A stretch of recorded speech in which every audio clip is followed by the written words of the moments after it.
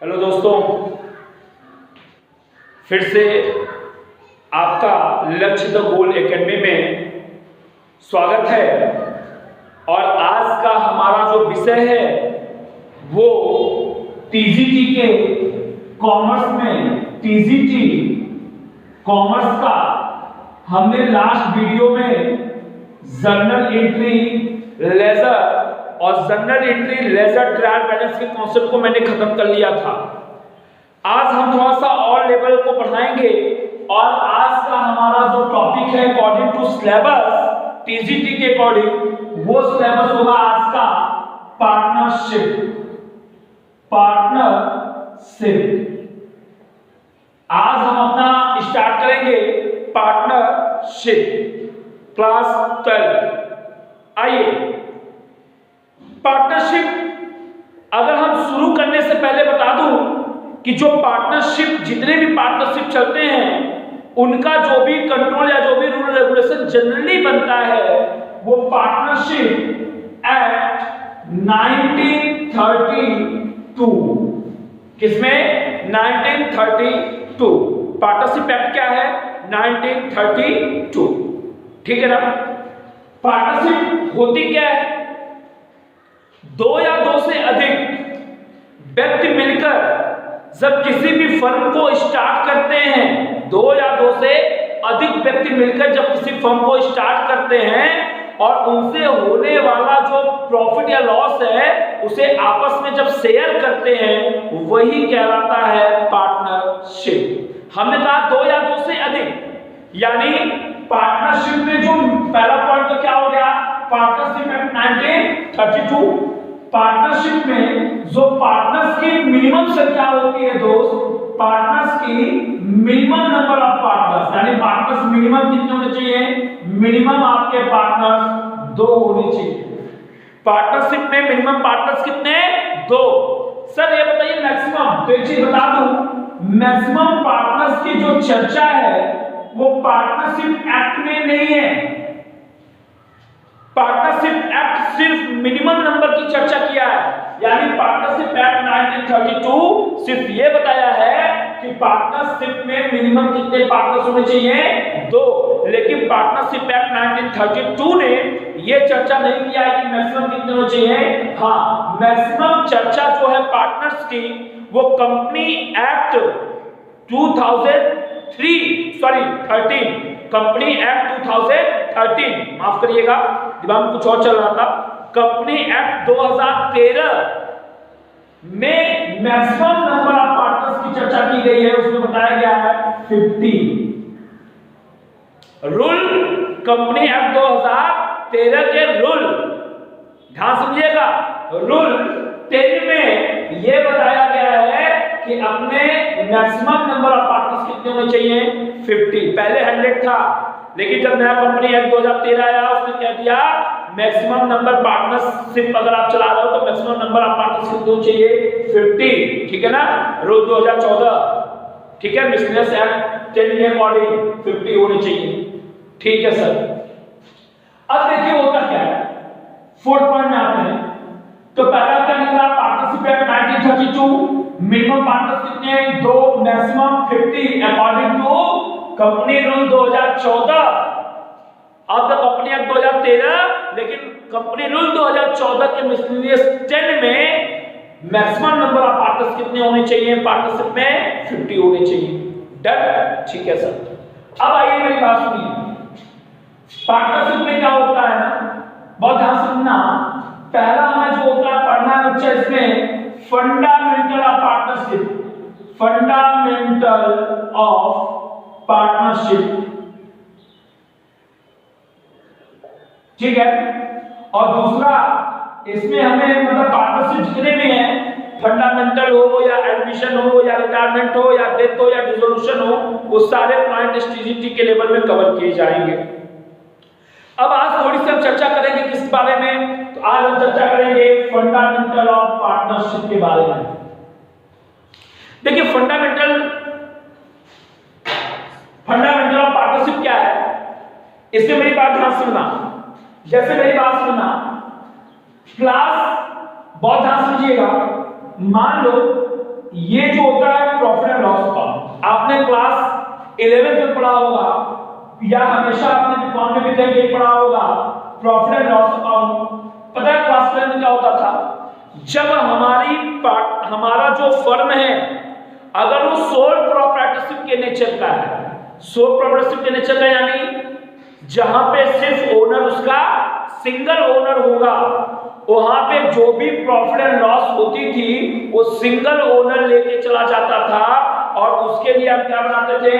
Profit and loss. तो ध्यान रखना यहाँ पे क्या निकल जाता था? नेट प्रॉफिट निकल जाता था। और इस नेट प्रॉफिट को क्या करते थे? जब बैलेंस शीट बनाते थे तो बैलेंस शीट के कैपिटल में इस नेट प्रॉफिट को लाके हम क्या करते थे? ऐड कर देते थे और सारा ये कैपिटल हम सिंगल ओनर के अकाउंट में ट्रांसफर कर देते थे, क्योंकि वहां पे एक मालिक होता था तो वहां पे मुझे ये नहीं सोचना था तो किसको कितना देना है, क्योंकि सिंगल ओनर है, जितना भी प्रॉफिट जितना भी लॉस होगा वो अकेले उसका पार्टिसिपेशन या अकेले उसका अधिकारी होगा। लेकिन पार्टनरशिप में मजबूरी समझिए, पार्टनरशिप फर्म है, जो भी काम करेगी प्रॉफिट होगा। अब बताओ मान लो ए बी सी 3 पार्टनर्स हैं, ठीक है ना? अब 3 पार्टनर्स हैं, मान लीजिए प्रॉफिट हुआ। अब प्रॉफिट हुआ तो क्या उस प्रॉफिट में सिर्फ ए पाएगा? नहीं सर। क्या सिर्फ बी पाएगा? नहीं सर। क्या सिर्फ सी पाएगा? नहीं सर। यानी उस प्रॉफिट में इन तीनों का हिस्सेदारी बनेगी, ए बी और सी तीनों की हिस्सेदारी बनेगी। लेकिन इस तीनों हिस्सेदारी को, इस प्रॉफिट को कैसे इस तीनों के बीच में डिस्ट्रीब्यूट करेंगे? सबसे बड़ी प्रॉब्लम ये आई कि जो भी प्रॉफिट होगा इस प्रॉफिट को ए के बीच में, बी के बीच में, सी के बीच में हाउ कैन बी डिस्ट्रीब्यूटेड? कैसे डिस्ट्रीब्यूट होगा? तो इसी प्रॉब्लम को सॉर्ट आउट करने के लिए बच्चा हमारे पार्टनरशिप ने एक अकाउंट बनाने जाने लगा जिसका नाम था profit and loss appropriation account. Profit and loss appropriation account, ठीक है ना? यानी हम जो भी पार्टनरशिप में प्रॉफिट हुआ उस प्रॉफिट का कैसे डिस्ट्रीब्यूट करेंगे अमंग द पार्टनर्स, यही सबसे सही तरीका जानने के लिए पार्टनरशिप अपना क्या बनाती है? Profit and loss appropriation account बनाती है। और सुनिए, इसमें 2 साइड होते हैं, पहला होता है डेबिट साइड और इधर होता है क्रेडिट साइड। डेबिट साइड क्या आता है? पार्टनर्स को जो भी कुछ चीजें देनी है, पार्टनर्स को जैसे इंटरेस्ट ऑन कैपिटल देना है तो प्रॉफिट एंड लॉस में दोगे टू इंटरेस्ट ऑन कैपिटल। क्यों? क्योंकि प्रॉफिट का कम होना डेबिट होता है, प्रॉफिट का कम होना डेबिट होता है, और जब जब प्रॉफिट आपकी बढ़ेगी तो क्या होगा? क्रेडिट होगा। तो पार्टनरशिप फर्म क्या बना रही है? Profit and loss appropriation. Appropriation मतलब होता है डिस्ट्रीब्यूशन। एप्रोप्रिएशन मतलब क्या होता है? डिस्ट्रीब्यूशन। डिस्ट्रीब्यूशन किसका? प्रॉफिट का। किसके बीच में? पार्टनर्स के बीच में। तो एप्रोप्रिएशन मतलब तो क्लियर हो गया? एप्रोप्रिएशन मतलब डिस्ट्रीब्यूशन किसका? प्रॉफिट का। किसके बीच में? पार्टनर्स के बीच में। तो पता है ये फर्म बनाती है, कौन बनाती है? पार्टनरशिप फर्म बनाती है। अब जब पार्टनरशिप फर्म बनाती है profit and loss appropriation account बच्चे, तो जब जब फर्म का प्रॉफिट कम होगा तो किस साइड दिखाएगी? Debit side. और जब जब फर्म को प्रॉफिट होगी तो किस साइड दिखाएंगे? Credit side. क्योंकि अकॉर्डिंग टू मॉडर्न कॉन्सेप्ट जाइए तो जब जब हमारी प्रॉफिट इंक्रीज होगी तो उसे हम डेबिट करेंगे, जब जब प्रॉफिट हमारी इंक्रीज होगी तो क्रेडिट करेंगे, और जब जब हमारी प्रॉफिट डिक्रीज होगी तो हम उसे डेबिट करेंगे। हाँ, अकाउंटिंग हमेशा फर्म के पॉइंट ऑफ व्यू से करना है, ध्यान रखना, अपने पॉइंट ऑफ व्यू से नहीं सोचना। अब देखिए क्वेश्चन कैसे बनेगा। तो प्रॉफिट लॉस के डेबिट साइड क्या क्या आइटम आते हैं, क्वेश्चन बना देगा, उसमें कोई एक आइटम दे देगा। तो सुनिए क्या क्या आएगा। पहला नाम टू इंटरेस्ट ऑन कैपिटल, दूसरा चला जाएगा to salary of partners, partners को सैलरी देना है, to commission of partners, partners को किसी प्रकार कमीशन दोगे तो ये जाएगा, ठीक है ना? पॉइंट क्लियर है? हाँ सर। अच्छा, उसके बाद जो भी बैलेंस प्रॉफिट बचेगा बच्चा, बैलेंस प्रॉफिट जो भी बचेगा वो बैलेंस प्रॉफिट जो भी पार्टनर्स एक्स वाई जेड मान लो जो भी होंगे उनके ये प्रॉफिट शेयरिंग रेशियो में, यानी जो ओल्ड रेशियो होगा उस प्रॉफिट शेयरिंग रेशियो में डिस्ट्रीब्यूट हो जाएगा। ध्यान रखना, प्रॉफिट एंड लॉस में जो बैलेंसिंग प्रॉफिट होगा वो पार्टनर्स के बीच में उनके प्रॉफिट शेयरिंग रेशियो में बटेगा, पीएसआर में बटेगा। ठीक है, कभी कभी एग्जाम पूछ लेगा प्रॉफिट एंड लॉस के क्रेडिट आइटम बताइए, तो क्रेडिट आइटम देखिए हमने क्या कहा था, जब जब फर्म को प्रॉफिट होगा, यानी जब जब प्रॉफिट विल बी इंक्रीज, तो जब when your profit will be increase that is the credit balance. Done, ठीक है सर। यानी क्या आएगा, फर्म ने जो नेट प्रॉफिट कमाया तो टू नेट प्रॉफिट, ठीक है, ये नेट प्रॉफिट कहां से आई होगी, प्रॉफिट एंड लॉस एप्रोप्रिएशन से आई होगी। जो प्रॉफिट एंड लॉस एप्रोप्रिएशन चूंकि पार्टनरशिप भी बनाती है, ये जानने के लिए how can achieve the profit, total profit firm की कितनी है, ये कहां से पता चलता है, प्रॉफिट एंड लॉस से। और उस प्रॉफिट को जब पार्टनर्स के बीच में बांटना होगा तो कहां से पता चलेगा, प्रॉफिट एंड लॉस एप्रोप्रिएशन से। एप्रोप्रिएशन मतलब क्या होता है, डिस्ट्रीब्यूशन, किसका, प्रॉफिट का, किसके बीच में, पार्टनर्स के बीच में। क्लियर है पॉइंट, ठीक है सर। तो बाय नेट प्रॉफिट यहां दिखा दोगे बच्चे। उसके बाद अगर कोई भी पार्टनर्स ने ड्राइंग किया है, बिजनेस से पैसा निकाला है, तो उस ड्राइंग में वो पार्टनर्स क्या देते हैं, इंटरेस्ट देते हैं, किसको, फर्म को। जब फर्म को इंटरेस्ट मिलेगा तो फर्म के लिए वो प्रॉफिट होती है, यानी क्रेडिट साइड पे यानी कितना, बाय इंटरेस्ट ऑन ड्राइंग, जो इंटरेस्ट ड्राइंग किया वो देंगे। पॉइंट तो क्लियर है, बस अकाउंट क्लोज। तो प्रॉफिट लॉस एप्रोप्रिएशन अकाउंट के डेफिनेशन में क्या आता है, इंटरेस्ट ऑन कैपिटल, पार्टनर्स को जो कैपिटल दिया है उस कैपिटल पे इंटरेस्ट फर्म देगी, तो फर्म का घाटा तो डेबिट।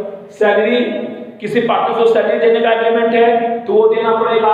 कमीशन, पार्टनर्स का कोई एग्रीमेंट है, कमीशन हम देंगे तो वो देना पड़ेगा।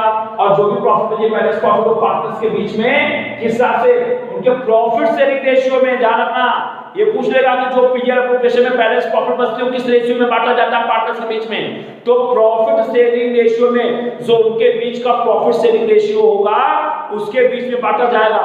अरे सर, अगर प्रॉफिट शेयरिंग रेशियो नहीं होगा तो क्या होगा, अभी हम आगे की चर्चा करेंगे, वेट करिए, ठीक है।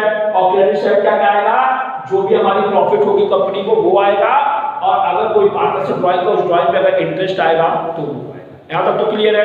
हाँ, profit and loss appropriation account किस टाइप का अकाउंट है, तो ध्यान रखना, जरा याद करो, नॉमिनल अकाउंट। नॉमिनल अकाउंट किसको डील करती है, expense and loss and profit को।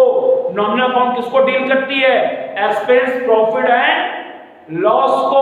तो पीएल एप्रोप्रिएशन में क्या जानते हैं, फर्म के सारे एक्सपेंसेस जो पार्टनर्स के बीच में होने हैं और फर्म के सारे प्रॉफिट जो पार्टनर्स से लेने हैं। यानी पीएल एप्रोप्रिएशन भी किस टाइप का अकाउंट है, ये भी एक नॉमिनल अकाउंट है बच्चा। एक नंबर क्वेश्चन, नॉमिनल अकाउंट है, पूछ ले प्रॉफिट एंड लॉस अकाउंट किस टाइप का अकाउंट है, तो this is the nominal account. क्यों नॉमिनल अकाउंट है, रीजन भी जानते रहिए।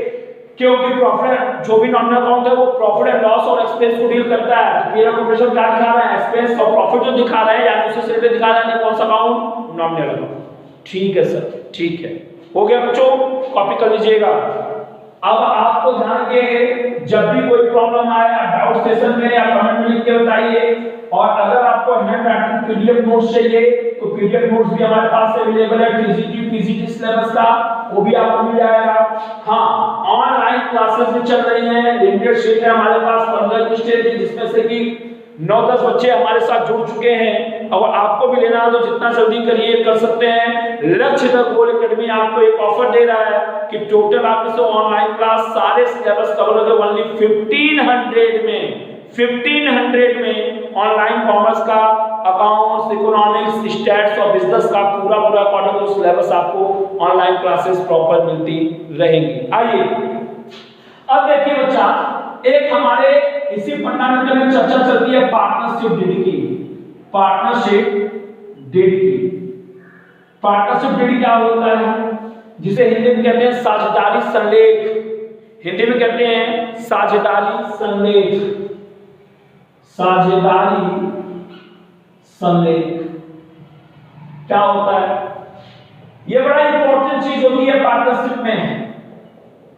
यानी पार्टनरशिप है, एक आपने कहावत सुनी होगी, जिस घर में बर्तन ज्यादा होते हैं उस घर से आवाज भी ज्यादा आती है। तो स्वाभाविक सी बात है, जहां पे नंबर ऑफ पार्टनर्स भी ज्यादा होंगे वहां पे लड़ाइयां होने की संभावना भी ज्यादा होगी।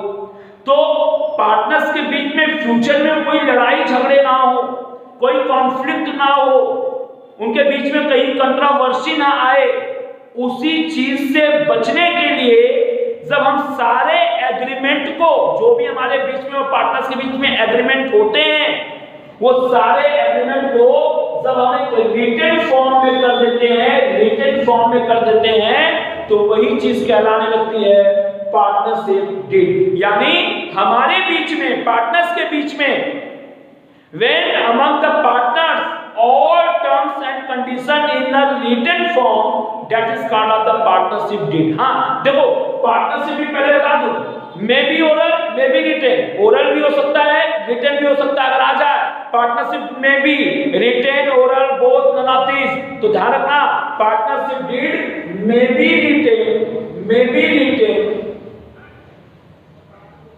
मे बी ओरल, दोनों हो सकते हैं। लेकिन जनरली अगर आपको लड़ाई झगड़े से बचाना है, पार्टनर्स के बीच में कोई लड़ाई झगड़े ना हो, तो जनरली हमारी जो पार्टनरशिप डीड है वो किस फॉर्म में होती है? रिटन फॉर्म में होती है। किस फॉर्म में होती है? रिटन फॉर्म में होती है। यानी हमारे और पार्टनरशिप के जितने भी टर्म एंड कंडीशन है सबको हम लिख देते हैं, और लिखने के बाद अब फ्यूचर में कभी भी कोई लड़ाई झगड़े होने की संभावना होती है तो रिटन फॉर्म खोल के हम अपने बीच में बैठ जाते हैं, भाई देखिए हमारे बीच में ये एग्रीमेंट हुआ था। देखिए पार्टनरशिप में दोनों में हो सकती है, रिटन और मे बी ओरल, ठीक है ना? ठीक है सर। अब सुनिए, अगर पार्टनरशिप डीड अवेलेबल नहीं है तो क्या चीजें मिलेंगी, क्या चीजें नहीं मिलेंगी? बड़ा इंपॉर्टेंट पॉइंट है, तो सुन लीजिए।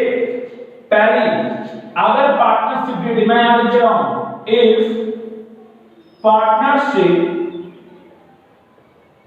डीड नॉट अवेलेबल, अगर पार्टनरशिप डीड नहीं मेंटेन है, नहीं बनाया गया है, तो क्या होगा? तो सुनिए, अगर यहां पे प्रेजेंस है पार्टनरशिप डीड तो क्या होगा? एब्सेंट है तो क्या होगा? अगर प्रेजेंस है तो क्या होगा? एब्सेंट है तो क्या होगा? सुनिएगा, मान लीजिए यहां पे इंटरेस्ट ऑन कैपिटल हो गई, पार्टनर्स सैलरी हो गया, ये आइटम्स लिख रहा हूं, पार्टनर्स कमीशन हो गया बच्चा, उसके बाद पहला, दूसरा, तीसरा, हाँ पार्टनर्स लोन हो गया, किसी पार्टनर से मान लीजिए लोन दिया है तो क्या होगा, और उसके बाद हमारी प्रॉफिट शेयरिंग आ गई, प्रॉफिट शेयरिंग। तो सुनिए, अगर पार्टनरशिप डीड अवेलेबल है, यानी पार्टनरशिप अगर बिजनेस में प्रेजेंस है, तो इंटरेस्ट ऑन कैपिटल जितना उस एग्रीमेंट में, उस पार्टनरशिप में लिखा गया है उतना आपको मिलेगा। लेकिन अगर पार्टनरशिप डीड अवेलेबल नहीं है तो आपको मेरे बच्चे इंटरेस्ट ऑन कैपिटल नहीं मिलेगा, नहीं मिलेगा, कुछ नहीं मिलेगा। अगर पार्टनरशिप डीड अवेलेबल नहीं है यानी एब्सेंट है तो कुछ नहीं मिलेगा। सैलरी, अगर पार्टनरशिप डीड बिजनेस में प्रेजेंस है तो जितनी सैलरी उस पार्टनरशिप डीड में मेंशन है, हमारे बीच में एग्रीमेंट है, उतना मिलेगा। और अगर पार्टनरशिप डीड मेंशन नहीं है यानी अवेलेबल नहीं है, एब्सेंट है, तो किसी भी पार्टनर को कोई सैलरी नहीं मिलेगी। सेकंड चीज, पार्टनर्स कमीशन, वही चीज, अगर हमारे पास पार्टनरशिप डीड अवेलेबल है तो हमें जितना अवेलेबल है, अगर पार्टनरशिप हमारे बीच बना है, अगर एग्रीमेंट में जितना कमीशन लिखा गया है उतना कमीशन मिलेगा। और अगर अवेलेबल नहीं है तो किसी भी पार्टनर्स को किसी भी प्रकार का कोई कमीशन नहीं मिलेगा। हाँ, पार्टनर्स को ज्यादातर पूछा गया question, that is very very very important, क्या है कि अगर पार्टनरशिप डीड हमारे यहाँ प्रेजेंस है तो पार्टनरशिप डीड में अगर अवेलेबल है बिजनेस में तो पार्टनर्स लोग जितने परसेंट जो मेंशन होगा उस मेंशन में मिलेगा। अगर पार्टनरशिप डीड अवेलेबल नहीं है तो भी पार्टनर्स के लोन पे इंटरेस्ट मिलेगा, लेकिन वो एक फिक्स रेट पहले से प्री डिटरमाइंड रेट होता है 6%। कितने परसेंट?